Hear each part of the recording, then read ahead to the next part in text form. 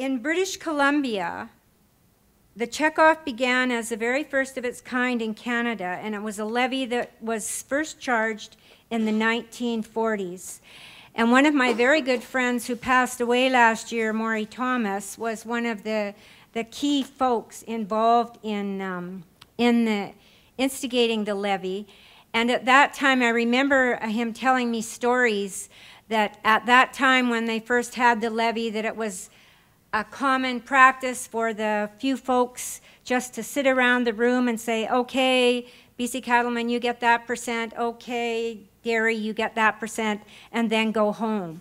So we've moved a hell of a long way from that day, in that we now have the BC Cattlemen's Association, the dairy industry, the breeders and feeders, and the cattle feeders. And we all managed to work together quite well, I believe. We have our ups and downs and exchange some words from time to time, but we've moved a long way from that and have certainly proud of the work that we've done.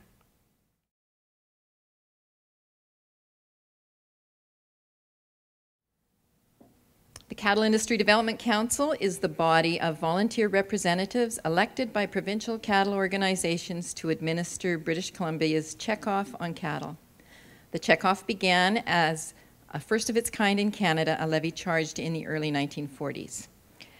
Council members are representatives of all sectors. The BC Association of Cattle Feeders and the BC Breeders and Feeders Association have a seat each. The BC Cattlemen's Association with 4 seats, and the dairy industry has 2 through the BC Dairy Association. A representative of the BC Minister of Agriculture participates on council in an ex officio capacity. The council administers the checkoff, the Beef Cattle Industry Development Fund, and the Horn Levy Fund. The Horn Fund is $10 per head collected on cattle with horns to encourage dehorning of calves. The funds collected are available for projects delivered by associations whose members own cattle. Approximately $25,000 annually is administered by a committee that's elected by the provincial cattle associations. Where are we? The CIDC checkoff is paid by producers to provide funds to benefit and promote the cattle industry. The checkoff is $3 per head of cattle sold or slaughtered in British Columbia and is collected by stockyards, slaughterhouses, and cattle dealers, and for private transactions, the OII livestock inspectors at the time of brand inspection. Cattle shipped out of the province are exempt, as the checkoff is collected in the province of sale. For many years, collections on 300,000 head of cattle was the norm. With the recent reduction of the herd, collections in the last 2 years have averaged 241,000 head. $1 per head is the national checkoff. These funds are designated for marketing and research and are directed to Canada Beef. 90% of the funds go to Canada Beef, and 10% go to the Beef Cattle Research Council. The provinces are permitted to decide the percentages to be allocated to each division, and the agreements also specify that the provinces may apply to spend some portion of the national checkoff on provincial marketing initiatives, if the approval process is followed. BC was the first province to sign on to the national checkoff and has always remitted 100% of the funds collected for the national checkoff. Since 1995, the BC beef industry has had access to the earnings of the Beef Cattle Industry Development Trust Fund. This $9.347 million trust was established by the provincial government at the end of national tripartite stabilization and farm income insurance programs. The trust is invested to generate funds for the benefit of the beef industry. The CIDC manages the fund in a way that will effectively enhance the profitability, viability, and sustainability of the beef cattle industry for the short, medium, and long term. The trust has provided in the last 20 years over $10 million in earnings for projects to benefit the industry. For 310 projects, which have ranged in cost from $1,500 to $200,000, for educating a small gathering of producers to major research projects. and the largest project of $625,000, which was a contribution to an endowment for the Chair in Cattle Industry Sustainability at Thompson Rivers University. In order to access every available dollar for the industry, Council puts forward all the CIDC levy collections to trigger from the trust. So you get an equal match for producers' dollars. It results in the opportunity for industry associations to have access to a greater pool of funds for which they are able to apply. And this method doubles the funds contributed by producers. And all the funds are used for the good of the beef industry. From 1995 through 2012, the cattle industry was able to trigger $10.2 million from the trust. The triggering funds and others contributed to the projects resulted in $33 million in project activity for the BC beef industry. Regular evaluations of the BC IDF are completed, and the latest was in 2012. The evaluations teams review all the project work and make recommendations. One of the earlier recommendations was to seek an extension for the trust from the original closing date of 2014. In 2013, the Council and the Minister of Agriculture signed the documents to continue the Beef Cattle Industry Trust for 60 more years. It will now finalize in 2075, providing a long-term outlook for project funding for the BC cattle industry. The government proclamation for the national checkoff has now been signed and permitting collection of the national checkoff also on imported cattle, which provides about another $800,000 in national checkoff per year. Members of the CIDC are pleased that you are here this evening to learn about the spending of your checkoff. The outlook for improved conditions in the beef industry is for an increase in funding of the national checkoff. It's important that producers recognize that the dollar level set for the National Advertising Program in 1987 does not go far in today's economy, and the reduction in the cow herd makes an even greater impact. The Canadian Provincial Cattle Producers Associations are working together to establish the best process for applying the national checkoff and to establish a new rate to meet the needs in the immediate and longer term, based on the National Beef Strategy.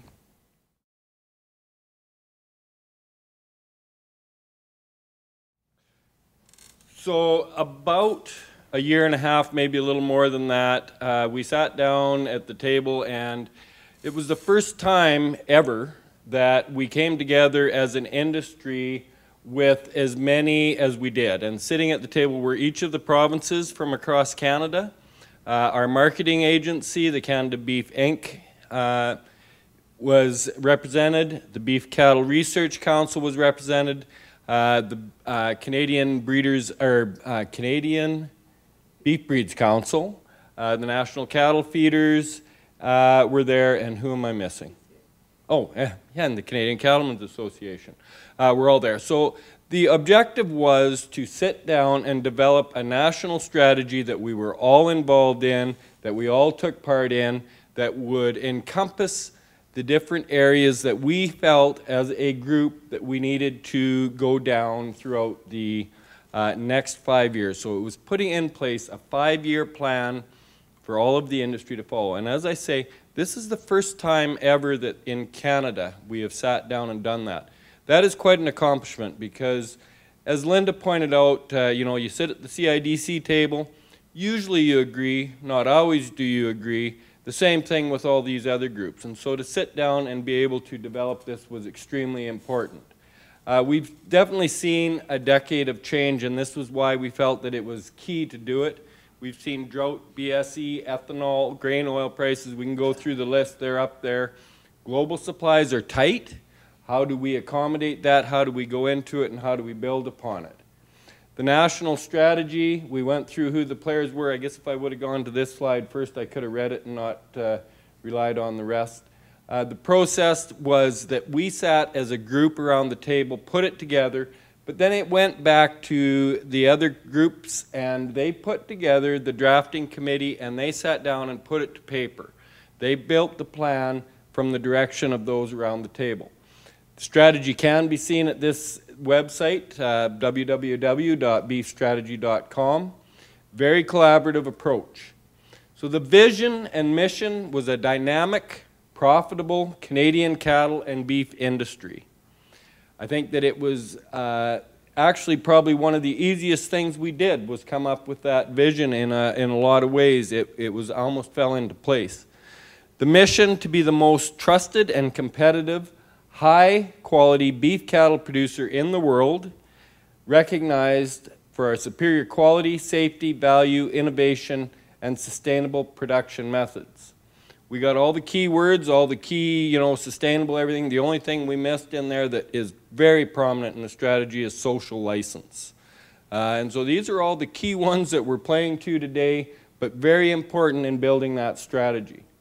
We built it on 4 pillars: connectivity, productivity, competitiveness, and beef demand. I think they're fairly straightforward. The connectivity part is basically communication. That communication deals with both the public, government, and the producer, everybody. Productivity, again, fairly straightforward, where how do we increase production? The goal we set was to increase it by 15%. Typically, in the back of your head, you're thinking production as the production of the cattle, but we went a little farther. There's also parts in there of increasing production of forage, of our feeds, of our barley, so that it's not just the cattle industry, but it's the inputs that we put into the cattle industry as well that we have to concentrate on. The competitiveness and, again, being competitive, reducing our cost disadvantage. That disadvantage is compared to our main competitors, not just within Canada, not just pork and poultry, but other competitors like Australia, the US, other producing countries will be in there. And then beef demand. How do we increase beef demand through carcass cutout value of 15%? The dollars that will be going into this come out of that national checkoff that Hallie talked about. What's important to remember is that national checkoff is governed, overseen by the Farm Products Council. And that's a national organization. Under it, in order to do it, any of the funds through the national checkoff have to go towards marketing, promotion, and research. So in building this plan, the plan was how do we utilize effectively and efficiently that national checkoff, whatever it may be, in those categories. We had to sit back and build it first and then put the numbers behind it to see what is this going to cost. And by doing that, it wasn't saying we've got $1 or we've got $2. Let's build the plan, let's build the budget, and then let's determine how we get that there. So that was the outcome and the goal. As Linda pointed out earlier, we did meet yesterday in Calgary. We had a lot of discussion around what that magic dollar number would be. There will be recommendations coming forward on it, but what we want to do is really present the plan. There's also the Canadian Beef Advisors, which is a group of representatives of Beef Cattle Research, Canada Beef Inc., Canada Beef Breeds Council, CCA, National Cattle Feeders, and the Canadian Meat Council. This group sits, it's a separate group, but they are an advisory role, and they are reporting to the National Beef Strategy, and it's an above group that is going to be overseeing as we move forward, advancing the strategy once it's in place. Again, there's the website. That's all I'm going to give you on this. I'm going to turn it over to Andrea, I think, is up first, and then Rob. They'll give you much more detail on how the plan will come together. The big thing and the important thing to remember is this was put together by representatives from right across the country of all the provinces and all the working groups. It wasn't easy. It's not completely done. There's some work to be done yet.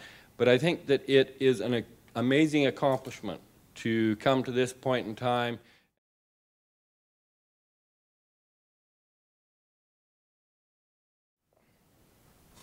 First of all, thank you for being here tonight. I know it's a lot to ask sometimes to come out in the evening, but I'm thrilled to be here. My name's Andrea Brocklebank. Some of you may have seen me at the BC Cattlemen's meeting in May, but and so some of this will be a repeat. I promise I've changed some slides, but ultimately, you know what they say with presentations, you only retain about 20%, so now you're going to be up to 40%. But I do work for the Beef Cattle Research Council. I've been in and around the Canadian Cattlemen's Association for 11 years now. BCRC I've been with probably for about 9 at this point in time. And I do have a beef background. I'm proud to say that I'm from a family farm west of High River, so just south of Calgary. We grass about 2,000 yearlings right now. And so the beef industry is really important to me. And so I'm going to talk to you today about the BCRC and what we're doing and speak to a bit more to what Kevin's talking about. So I'm going to give you a bit of an overview of what the BCRC is doing at this point in time and provide an update on our activities and then discuss our role in terms of the National Beef Strategic Plan. So the Beef Cattle Research Council funds research that contributes to the competitiveness and sustainability of the beef industry. It was formed in and around 2000, and it receives on average at this point 16% of every dollar of national checkoff invested. As indicated, that allocation is determined by the provinces. It does vary throughout the country. And what is really important about that money that we take is we leverage it with Agriculture Canada funding, provincial government funding, and other checkoff and private industry contributions. On average, about every $1 that we contribute to projects, we get about $3 to $4 of government funding. And this is a hugely important message because that government dynamic has changed from 10, 20 years back. If industry is not at the table, government is not at the table in many cases. And so this is something that we've played a big role in, especially at the federal level in partnership with Agriculture Canada. We're overseen by 11 producers appointed by the provincial associations. I'd say we have a pretty dynamic board, and we have one of our past chairs here, Harold Starr. And this group is then supported by our science director, Dr. Reynold Bergen, who spoke at the Cattlemen's Association meetings. But we also have a science advisory panel, and we do have a fairly robust peer review process to help because, science is sometimes not clear. I'm an economist, I'll speak honestly. And industry brings the priorities, and then we need to figure out how best to deliver on those priorities. So we use a pretty extensive process to do that, and I'm pretty proud to say some of the research coming out is very relevant and timely for our industry at this point in time. So in terms of our core activities, obviously our core mandate is to fund research of priority. And we are responsible for the beef science cluster, which I'll talk to you a bit about. But we do have some other roles that I want to talk to you about today. We've taken a leadership role in extension and delivery extension to industry in the last while. Many provincial extension agencies have disappeared or diminished significantly, and there was a recognition that this is a gap in terms of research in Canada in the beef industry. So we have a big extension initiative I'll talk about, and we're working with the provincial groups now to try and link in better some of the provincial initiatives. We also provide the delivery of the National Verified Beef Production Program. We work with the provincial groups on this. Currently, that's the On-Farm Food Safety Program, but that is expanding, and I'll talk a bit about that too. And then the National Beef Research Strategy. The National Beef Research Strategy actually started before the National Beef Strategic Plan. And this was about being more efficient with limited research funding and working together. And it's really important because it feeds directly into what we're doing with the strategic plan. But recognition that we have a huge decline in research capacity and infrastructure in Canada, and we need to address that moving forward. So I'll start with the beef cattle industry science cluster. In essence, this started back in 2009, and it was working closely with Ag Canada and under a program where basically, instead of researchers applying to us for funding and then applying to the government for funding, they applied to us, and then we presented government with a comprehensive portfolio of projects that we want to fund over the next 5 years. The benefit of this is it resulted in improved collaboration. We had a lot more influence in terms of influencing researchers, and we also could fund a portfolio with relatively small amounts of fund. It's hard to fund all of the projects and priorities you need to address. With a larger pool of funds, we could guarantee a delivery of a comprehensive portfolio so you're not just focusing on animal health at the cost of forages and at the cost of food safety research. We also allowed it to focus on some of the capacity and development in critical areas. We've seen a decline, especially in areas like forage breeding and management research, as well as food safety. And we recognize the need to ensure researchers were positioned moving forward. And this was also how we enabled us to focus on technology transfer and extension. So the second science cluster started back in 2013. We've done one. This was science cluster 2. It was $20 million over 5 years, $15 million federal government funding, and $5 million industry funding through checkoff. Key areas of investment, animal health and welfare, beef quality, feed efficiency, food safety, and forage and grassland in the environment. I'll talk a bit more about the projects that we're doing under those, but I think one of the key messages that was really neat about the science cluster is, you know, it allowed us to start influencing other funders as well, pushing other funders to work together collaboratively. It allowed us to focus ours and then work with other funders to ensure their funding wasn't duplicating efforts, in fact, complementing them. And so with that communication, also with this, we were able to communicate to our industry groups as to what we were doing and very clearly understand the role of research. And the benefit of this is we did see increased industry investment at a provincial level of research and at a national. And ultimately what this meant is between the first science cluster and the second, with a lot of work with government, we were able to grow it. So we went from a $10 million cluster to a $20 million one this last 5 years, and very significant increases in the investments in critical areas of research, particularly forages and feed grains and feed efficiency on the productivity side, improvements in food safety and animal health and welfare, and extension. So this is our primary funding program, and I'd say it's worked really well. We definitely feel that we're getting a lot more outcomes that we can tangibly say that are producing results for industry moving forward. The Science Cluster is a collaboration, like I said. Obviously, the biggest partnership is between ourselves and Ag Canada. We do have provincial check-off investments, though, coming through Alberta Beef Producers, Manitoba, Beef Farmers of Ontario, Alberta Cattle Feeders Association, and Quebec, and then private investments and government investments as well. So we're very pleased to see those dollars come together. The biggest benefit of this is previously one funder may have to apply to 5 of those to get the funding. And that's 5 applications, 5 results reports, annual reports, you know, and they spend a lot of time on their administration. This allows a lot more efficiency for our researchers too. They come to one place, they report to one. We then go to our provincial groups and say, you know, yes, the research is progressing as expected, those types of things. So we've seen a lot of benefit in this type of program, and we're working very hard with Government of Canada moving forward to ensure that this program is positioned. And I'd say other commodities are too. Dairy, pork, all of them are really pleased with this type of program. So what is the value of investments in research? I, like at BC Cattlemen's, I'm not going to talk about individual projects. First of all, we could be here all night. And I'm sure Rob would love to speak eventually. But second of all, I'd encourage you to go to our website and check out what we're doing. Each project has a fact sheet on it. We have a lot of other topic pages on the work we're doing on priority areas research, so it's all there. Everything is there. What I am going to talk to you about is putting a bit of perspective, and it speaks to the national strategy, is what the value of investments of research are. So one of the first ones often that producers think of is production competitiveness, and that's obvious. You know, we need to continue to grow and be more efficient with the limited resources we have, and that's in terms of competition from other countries in terms of beef production, but also competition from other proteins and from things like feed grains. There's a competition from acreage, so we have to continue to improve our productivity. We have lots of projects going on in particular areas, but I wanted to actually speak about extension and its role in terms of production competitiveness and what we're doing. So we did develop a technology transfer strategy, knowing we don't have a lot of funding to invest in extension. We don't have a huge amount, but we can have an impact.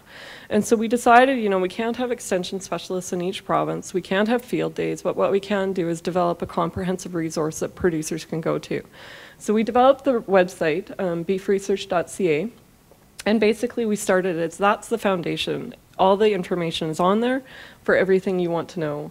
There's fact sheets. We've got researchers to actually write topic pages on any topic. We're adding them weekly in terms of new topics as they come up. I think there was one that recently came out on alternative feeding strategies for drought. We're also doing videos, webinars. I'd encourage you to sign up for the blog.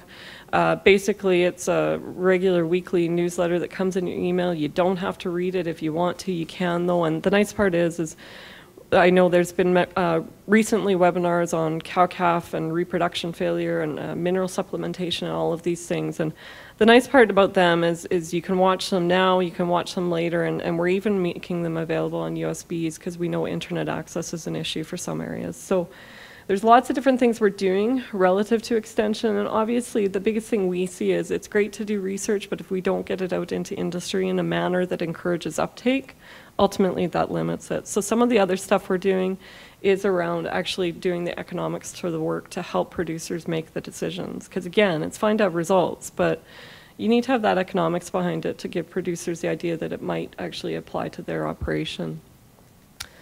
Some of the other work we do is around policy, regulation, and trade. And, you know, we were talking about the national strategy and the fact that all the groups are involved. Well, one of the things we find is, you know, we do a lot of work that supports, in the end, you know, government as their decision-making processes, or the Canadian Cattlemen's Association as they go into, you know, recommendations for policy, or even Canada Beef as they go into markets, because we have to have sound science behind everything we do. So these are the types of things we're doing to help. Obviously, some of the more hot topic files that you guys probably hear about is animal care. There's a lot of discussion about the code of practice and pain and transport and antimicrobial resistance and use. And all of these topics are coming up. And one of the things I saw was, you know, Dr. Bergen was called to a standing committee on health in front of the federal government. And the best thing we had is we had been investing in research over the last 10 years on antimicrobial resistance in the beef industry. And we were able to demonstrate that we do not have an issue at this point, and that, you know, we have credible practices. And there is, you know, very, very good things to show. And this is really important when you're called in front of those decision makers moving forward, because they can very quickly impact the cost of production of our industry if they don't have the right information. One of the neat things is, under this cluster, one of the things that we have invested in is a total analysis of the environmental footprint of Canadian beef production. This is somewhat in response to a global report, the Livestock Long Shadow, and that came off really negatively in terms of the impacts of the global beef industry. And what we were able to do is, basically, researchers have been taking data, and the preliminary results, and these are preliminary, are that between 1981 and 2011, each kilogram of beef produced in Canada required 22% less land, 28% fewer cattle, and produced 17% less methane, 19% less nitrous oxide, and about 15% less CO2. The greenhouse gas intensity per kilogram of beef produced has decreased by about 16% during this time period. Putting numbers to those things is really positive, because one of the things that consumers and the public get scared of is technology and innovation. It's uncomfortable. But when you can demonstrate that as a result of the innovations we're using, these are the impacts on our environment, it puts it into perspective for them. And I think it also shows that our industry is making an attempt on these types of areas. So this is research that's recently released, and we're looking at it as part of the toolbox for public education and advocacy. Last but not least, I want to talk about verified beef production. Verified beef production is a program that we do oversee the national standard. Each provincial entity, there is provincial programs in each province. The program is the same throughout in terms of the on-farm food safety program. In essence, our goal is to ensure coordination throughout the provinces and also maintenance of the national standard and audit protocols. And this program has gained a lot of attention. It's been kind of moving along for the last 10, 20 years at this point in time. But currently, we're adding modules in animal care, biosecurity, and the environment. So that would be in addition to the on-farm food safety program we have. And the reason this program is gaining a lot of attention right now is Canadian Roundtable of Sustainable Beef and McDonald's, with their sustainability initiative, have looked at this program and said, this may be the best way for us to measure and provide verification of sustainability on farm. The reason being is you know, they're developing sustainability indicators and audit requirements, and this program is cost effective, it's industry accessible, and the concern we often have is if an end user or retailer develops their own program, it kind of locks you into that in terms of your market access. So if you have McDonald's in one program, Loblaws in another, and Sobeys over here, that's a real concern for our industry in terms of, you know, the type of access producers have and marketing their production. And so verified beef production is being looked at. If we put the 4 modules together, we can have a really cost-effective way to help provide the validation of sustainability for these end users. It is industry-led, it's credible, and it's been delivered in a very cost-effective manner. But the thing we're working on right now is the fact that in most provinces, this program has currently been heavily reliant on growing forward funding or government funding for delivery. And the problem with this is it's not sustainable nor consistent. While one province might have funding one year, another province may not. And as you go and end users start requiring these types of programs, we need to have consistent delivery and funding. Otherwise, it's really hard to ensure that you have enough production going through them. So we are working on looking at the current funding model and business plan and looking at how it needs to be revised. And there is proposed investments actually in partnership with the federal government, looking at data systems and training and audit technology to ensure that we can provide the program in a cost-effective and simple manner to producers. Last but not least, though, I would say that, you know, when I mentioned that if industry's not at the table, government's not at the table, and we've seen this in terms of professional capacity, we have a significant amount of our researchers set to retire in the next 5 years. We actually met with Canada and their research branch, and we were stunned to figure out that they are also concerned about this. And their number is that over 30% of their researchers are set to retire in the next 3 years. And that's a significant number when you figure out that something like forage breeding, it's a 10, 20, 30-year venture. It's not something you just develop overnight. And the fact of the matter is that means you need to be training people behind these people. Same with food safety research, animal breeding, all of these. And so one of the things we've been doing under our programs is ensuring that we have adequate capacity, because the last thing you want is to have a food safety issue and not have food safety people that you can deal with and who can speak credibly to the government and industry moving forward. Likewise with forages, you know, when cost of productions rise due to high feed prices, you don't just get new forage varieties in 1 year. You need to be investing 20 years back to help with that. And so you need to have people there. And if you want people there, you have to talk to government a lot and universities, but we also have to position funding in those areas. So we have been doing a lot more of that, because if industry is not at the table, and not just at the table in terms of talking to government and universities, but actually at the table with money, those people aren't being invested in. And the biggest challenge with research is it takes time. So it's hard to look forward and figure out what we need, but we're trying to do a lot more proactive approach, especially in terms of our people planning. The National Beef Research Strategy we actually developed 3 years back, and its intent was to help that coordination of funding. We've got over 30 funders in Canada investing in research. Many of them have budgets below probably about $200,000 a year. So that's not a lot of money when you talk research. That's 1 or 2 projects in many cases. And the biggest thing we found with that was the fact that you tend to see everybody move to the issue of the day, the really exciting stuff, at the cost of some of the long-term stuff.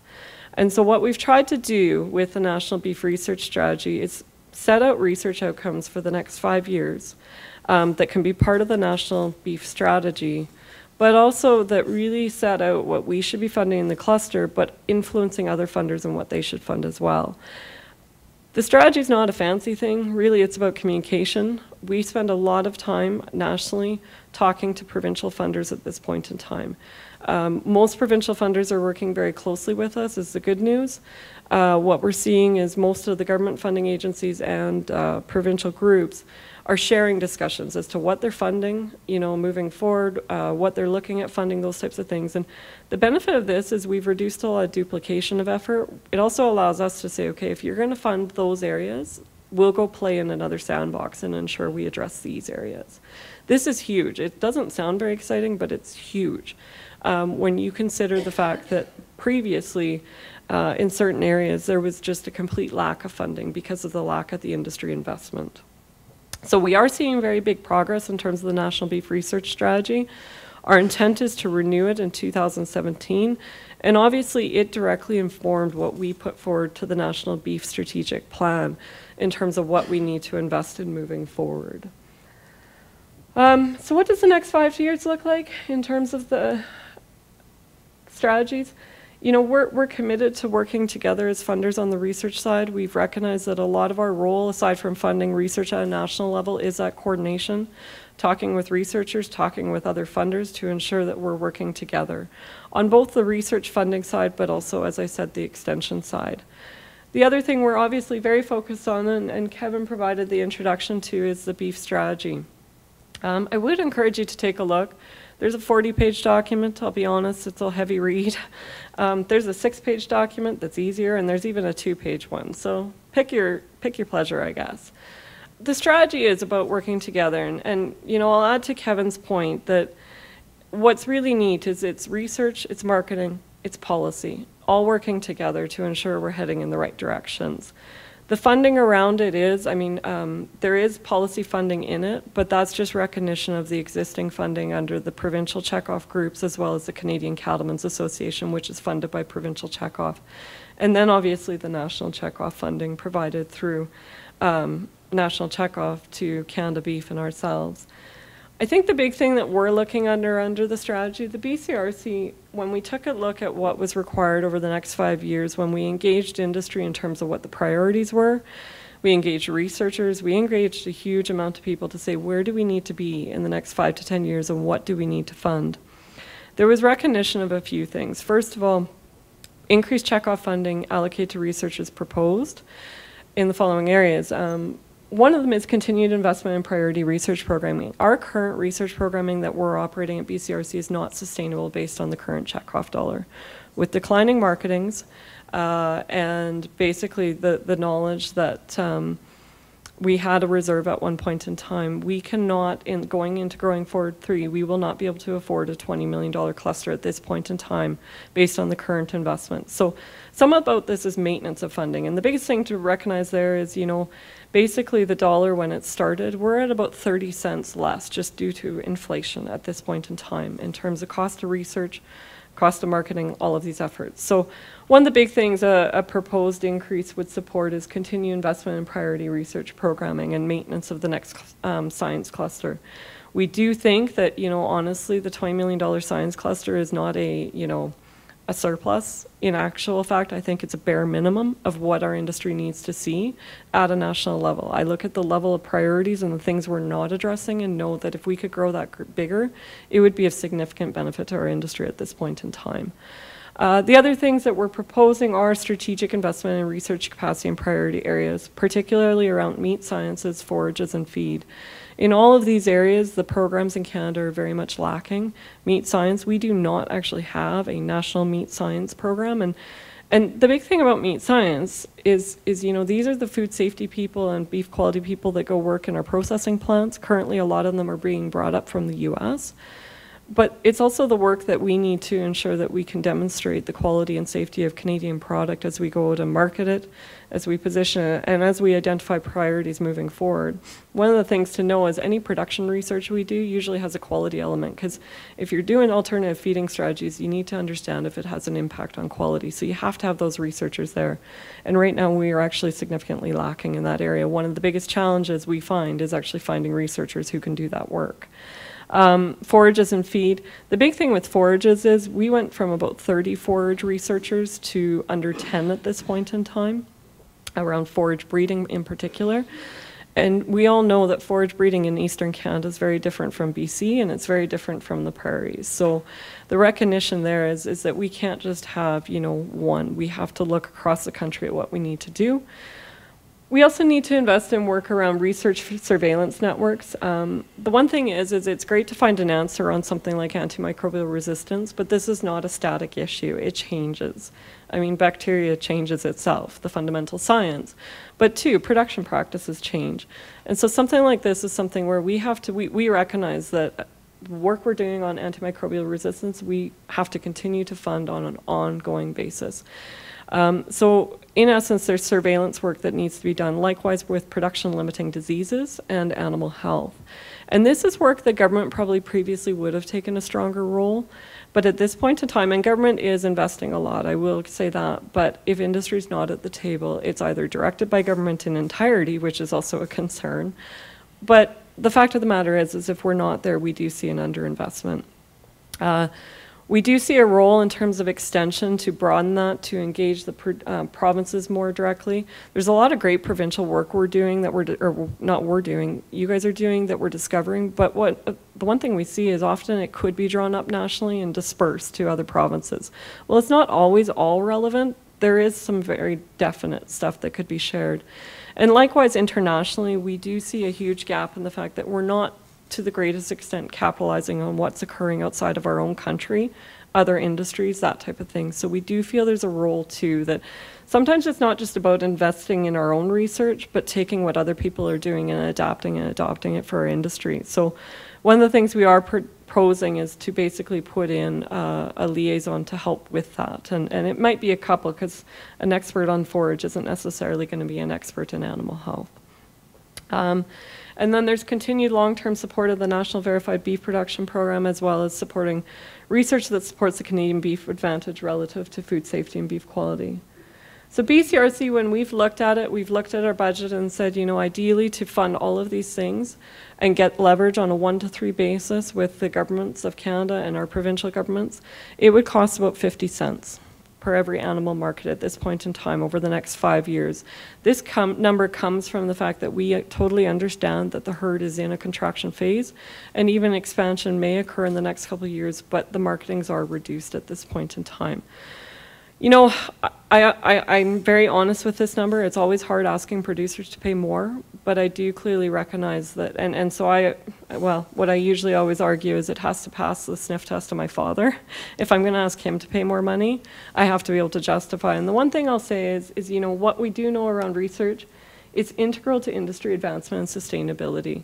It's integral on the social license issues, informing policy and regulations, supporting our quality of our product and safety of our product. But ultimately, too, we have to continue to increase productivity moving forward. We saw those increases in productivity we've made, but they have to continue. Food demand is expected to double by 2050 overall in the global profile, and what we know is productivity is not keeping up with that at this point in time. What that means is the opportunity costs of land and resources continue to impact beef production.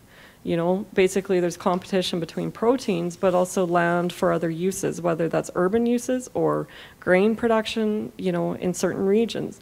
The benefit of the beef industry is there's certain areas that can't be used for much else than beef production. So if we can increase productivity, we have a real positive story to tell.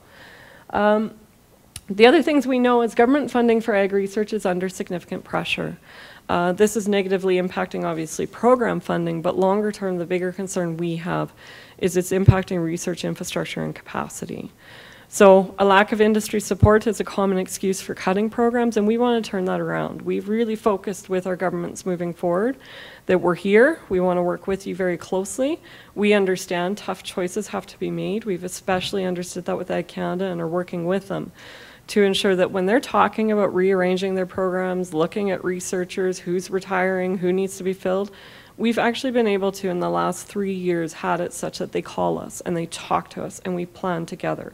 We know we can't ask for all of the things we want, but we do have a better relationship, partially because we're at the table with funding. I just put this forward. You know, this is hypothetically, as some of the discussions. One of the things that is important, I think, is when you put things into perspective. And I know that times have been tough in many cases, and margins are very narrow in some cases. But one of the things that we've looked at, and I know each province isn't $3, but with a $3 provincial checkoff and a $2.50 national checkoff, if those numbers do move forward, at 2014 calf prices, producers would be investing about 0.43% into policy, research, and marketing. So 0.43% of that animal would be invested through checkoff at that point in time. Research and marketing would receive about 0.19%. On a fed animal basis, if you're looking at fed cow prices, it works out to be about 0.27% into policy, research, and marketing. You know, when we look globally, most other beef industries are above 1% at this point. So we know there is an underinvestment going on in our industry. And frankly, you know, at the end of the day, it becomes tougher and tougher in terms of the decisions the industry has to make. And I think we recognize there's a huge potential for the Canadian beef industry moving forward. Global markets for beef continue to grow, demand for product continues to grow, and Canada has, you know, some competitive advantages in terms of land, water, environment that other countries don't have. And I think we can position ourselves very strongly with the right research, marketing, and policy strategies, which is what the National Beef Strategic Plan is about. The biggest thing we have to do is invest in our industry.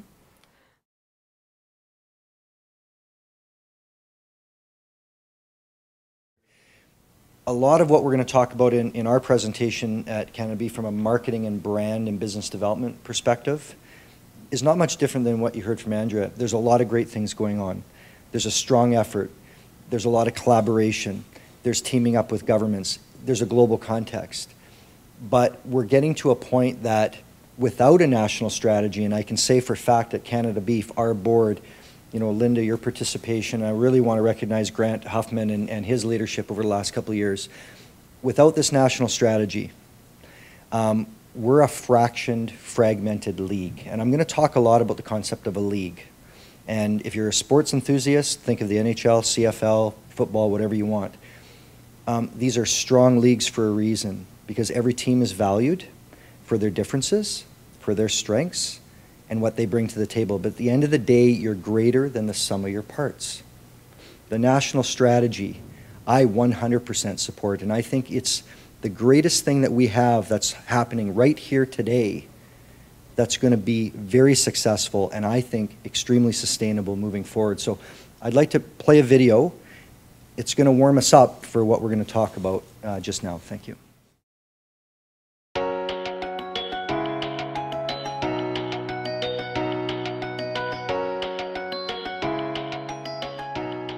Canada Beef plays a role in the industry of leading it from a marketing perspective. I guess the best way to put it is we're the ambassador to the brand, and our opportunities to connect with the consumer and the public, and we take a lot of pride in that job. We add value to Canadian beef. We bring a face to it. We bring a personality to beef. And without that, it's a product that has to survive in a very competitive environment around the world. And the way we do that has to be innovative.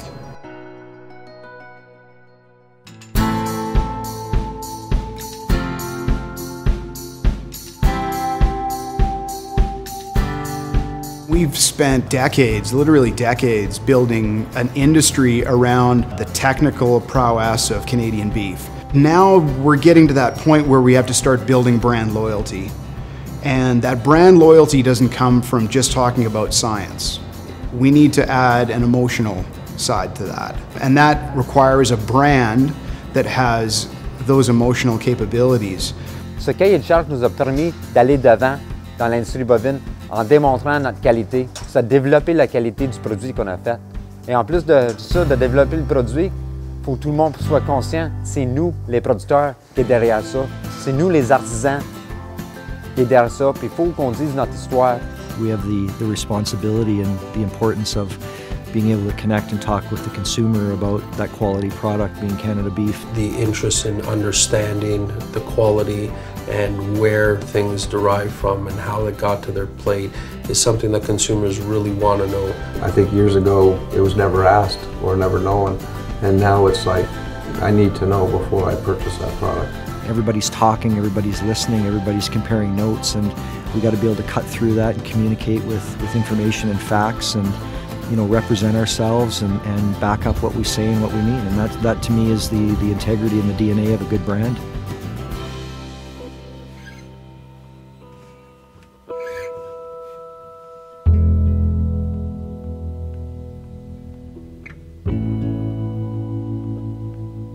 It's a very special journey we're on. It's sophisticated in the sense that you don't just sort of do it once, because that's marketing, that's promotion. We intend to have a very strong brand, well positioned through strategic brand pillars that represent the producer, the product, our sustainability and our efforts. And through that, we're able to tell stories. Le consommateur, il cherche une histoire avec ses produits qu'il achète. Et c'est important qu'on soit présent. Et aussitôt qu'eux, ils comprennent notre histoire, puis eux, ils consomment non seulement le produit, mais notre histoire. It's more than a livelihood, it's a way of life, and producers are very proud of that. They're proud of what they produce. They spend their days looking after their animals in the most best way possible. It's not just the product, it's where the product comes from. Canada is an amazing country. We're a diverse country. Everything from the mountains across through to Eastern Canada, the Niagara Falls and Atlantic Canada. We're a league that offers diversity, special people. We're all about family, we're all about friends, we're about doing things right. And this is an industry, we are one, and we need to be out for the same purpose, the same goals, the same directives.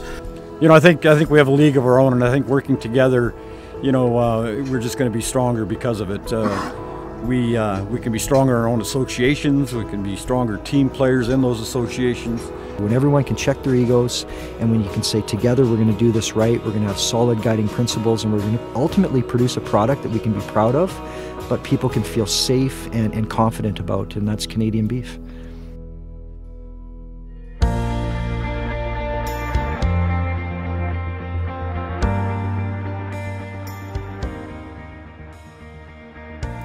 I think if Canada Beef didn't exist, we would be pretty much competing with ourselves.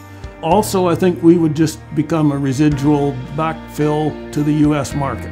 And I don't think we want to be there at all. Then we're just a commodity player in a commodity world. And it's tough business doing it that way. I really believe that as a country, under the Canadian Beef brand mark, when we all work together, we all prosper.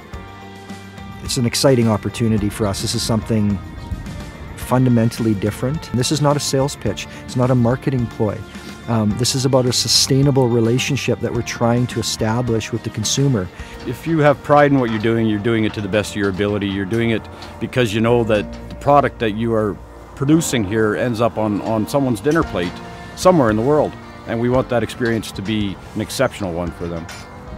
To be out on a ranch, to see animals like this in their natural state, raised with care, fed with precision, and it's a special environment to be around. Our industry is made up of families, and it's made up of communities. When you bind all that together, it creates a very special and unique product. And I don't think there's a protein in the world that can compete with Canadian beef, and that's my honest opinion.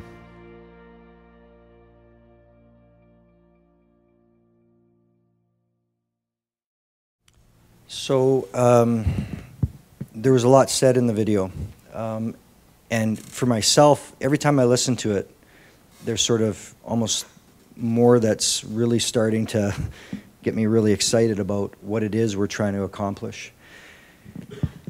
In the absence of a brand, and I can tell you this, and you can sit with McDonald's, you can sit with Loblaws, you can sit with, name a brand out there, BMW, pick a product. Without a brand and an identity and an ability to connect with a consumer that says, I have a relationship to this product, whether it's based on trust, whether it's based on safety, whether it's based on something emotional, makes me feel good. I put a tie on today, I felt pretty good coming here. How does it make you feel? And so it's not that science isn't important. It certainly isn't saying that genetics isn't valuable. What a brand is saying is, in terms of a DNA concept, everything is critical. There's a technical element to a brand, in my view, and an emotional element. And through Canada Beef, I would not be standing here if it wasn't for the good work of BCRC, the cattlemen, the provincial associations, and what I would consider to be a very exceptional league when we all work together. And the national strategy, in my view, has a very strong offering an opportunity for us to do that. So if you look at our vision, and I can tell you frankly, it's evolved. And as an organization, and Grant, you'll remember this from day one, dating back to July 2011, end of the month, we were formed as Canada Beef, coming together from two other organizations that did really well internationally, CBEF, domestically, BIC. But this is a global game we're playing now. And there's a lot of efficiencies that have been gained, but as Andrea talked a lot about, we've basically trimmed a lot of fat as an organization. I can tell you, standing here, coming from the business world and coming into this industry, that we can't get much leaner and meaner. We'll have to start cutting off arms and legs. We've shed an office in Korea. We've shed an office in Hong Kong.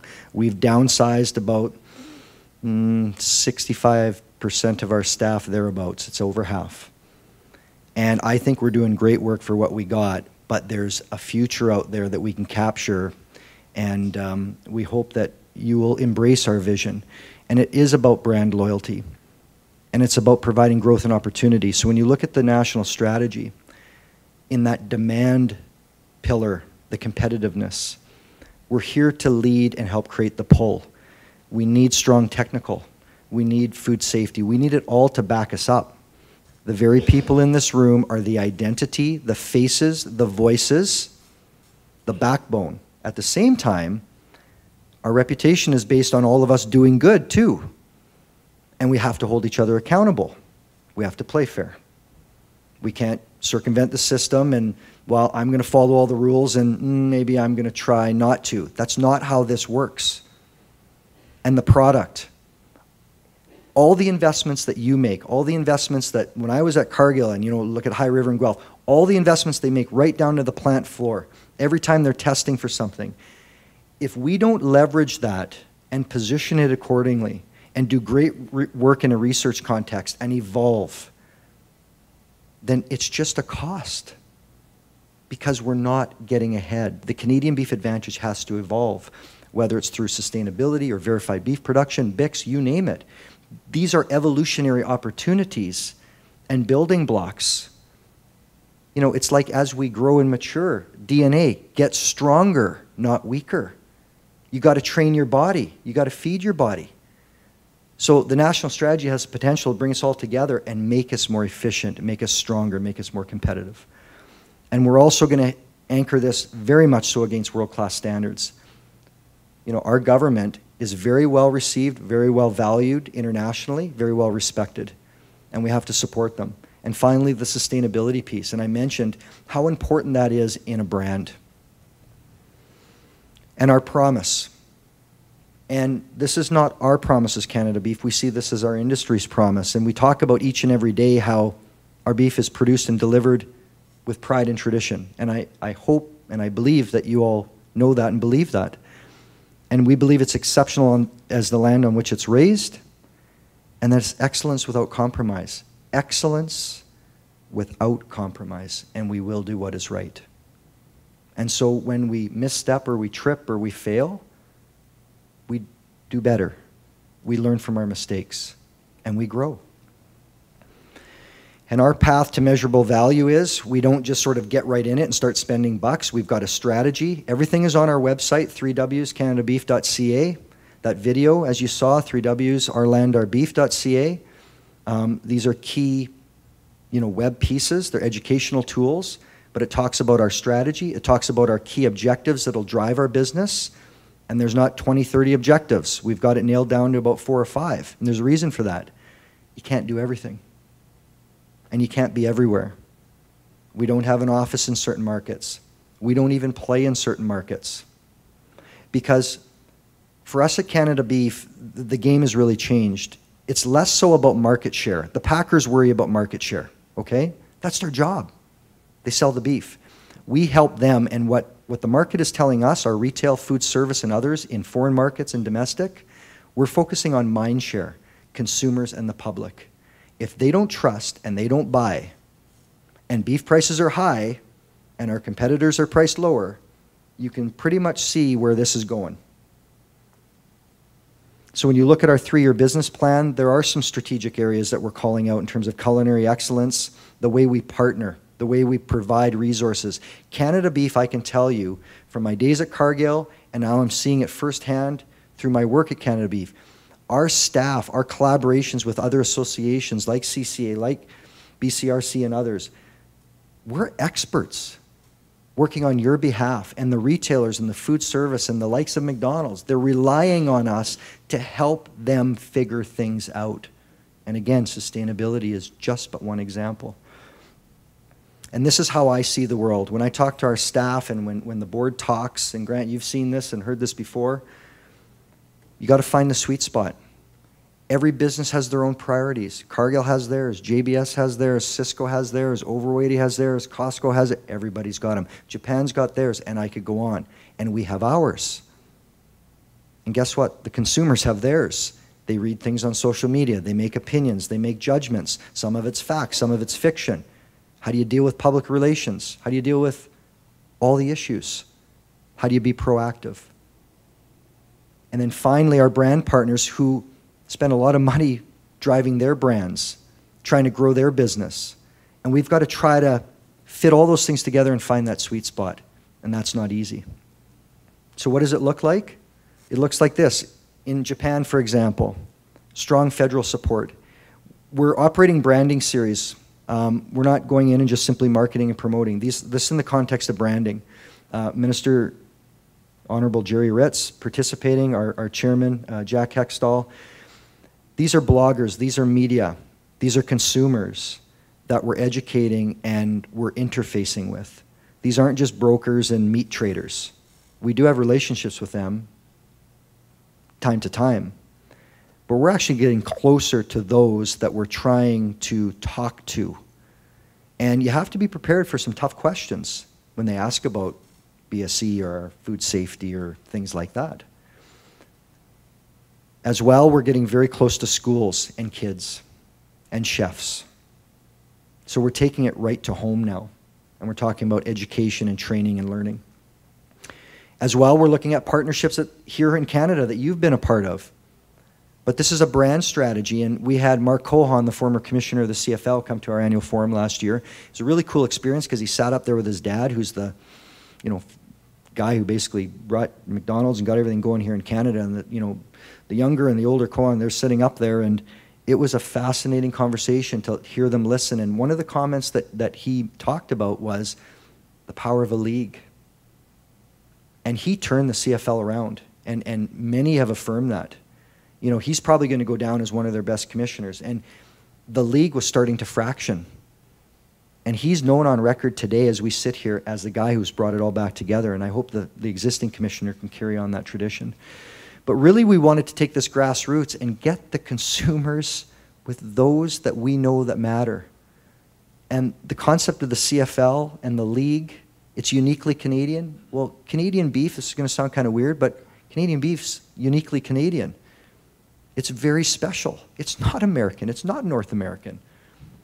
Although I think there's a lot in North America south of the border that would like just to make beef a North American program.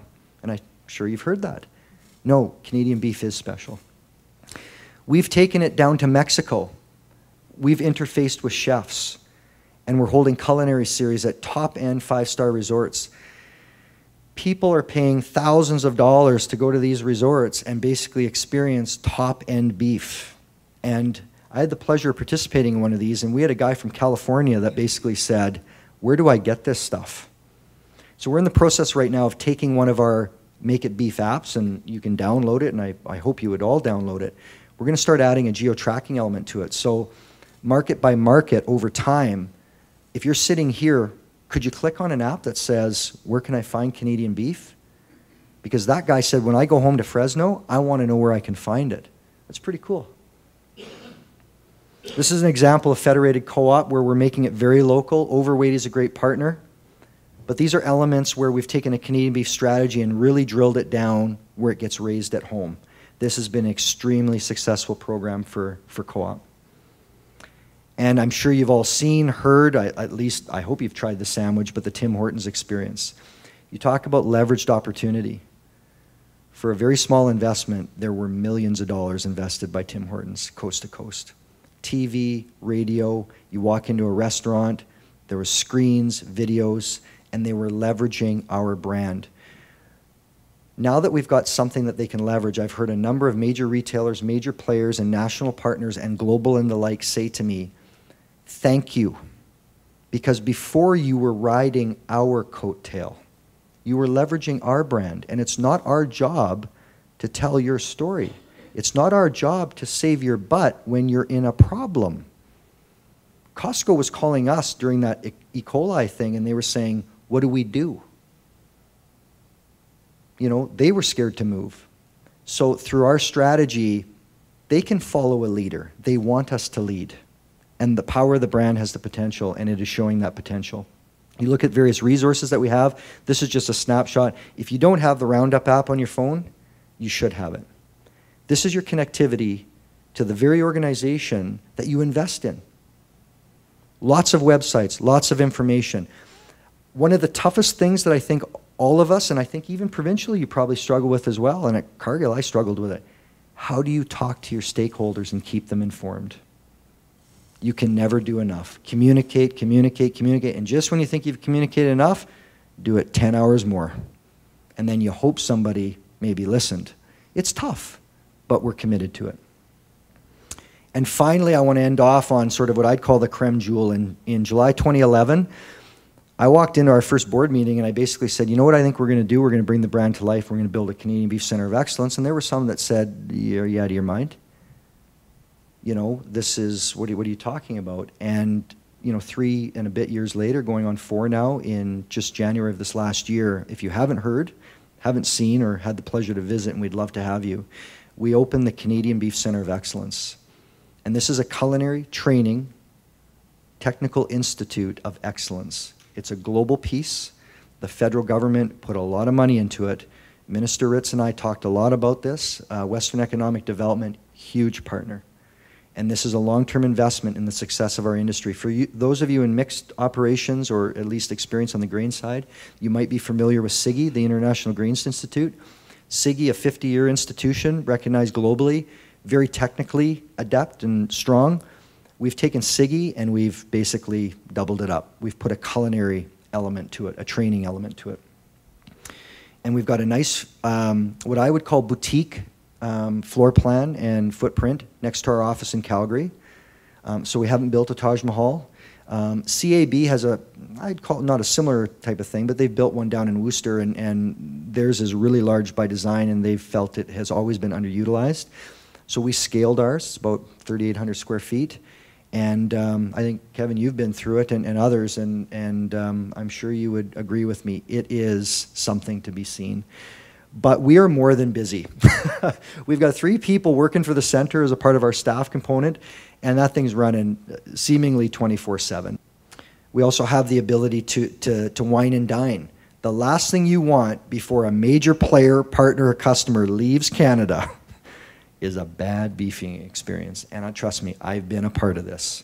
So culinary excellence is definitely a strong complement of the Center of Excellence. This is about us working together.